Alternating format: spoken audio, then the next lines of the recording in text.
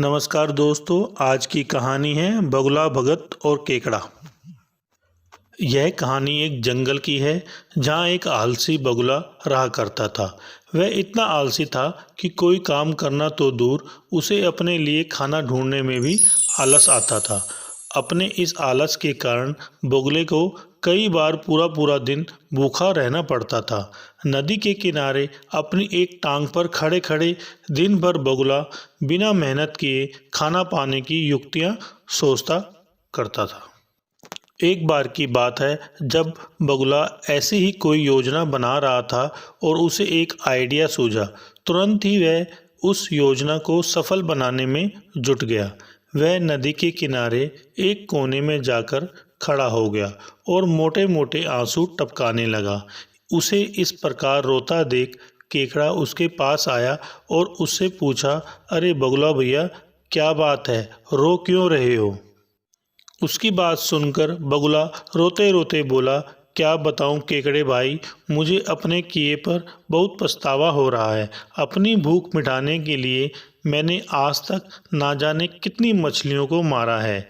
मैं कितना स्वार्थी था, लेकिन आज मुझे इस बात का एहसास हो गया है और मैंने यह वचन लिया है कि अब मैं एक भी मछली का शिकार नहीं करूँगा।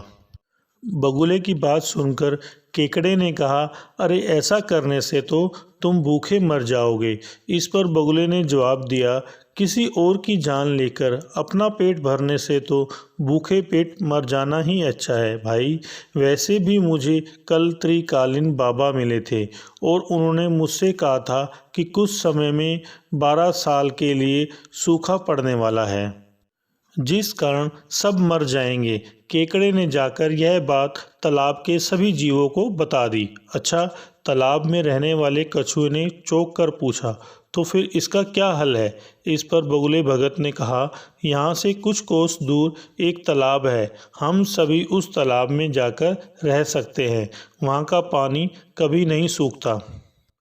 मैं एक एक को अपनी पीठ पर बैठाकर वहाँ छोड़कर आ सकता हूँ। उसकी यह बात सुनकर सारे जानवर खुश हो गए। अगले दिन से बगुले ने अपनी पीठ पर एक एक जीव को ले जाना शुरू कर दिया।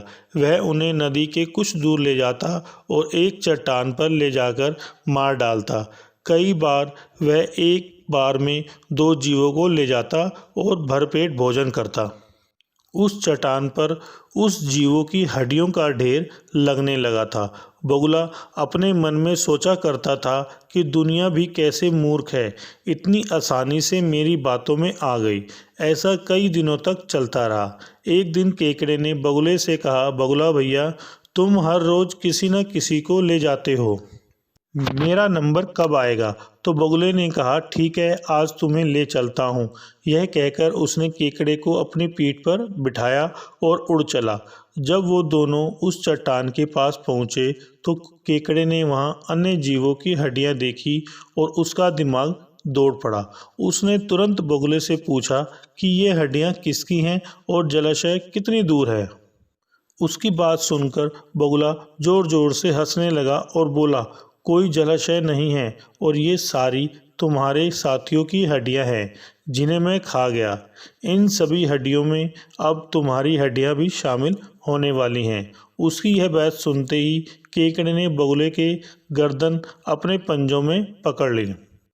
कुछ ही देर में बगुले के प्राण निकल गए। इसके बाद केकड़ा लौटकर नदी के पास गया और अपने बाकी साथियों को सारी बात बताई।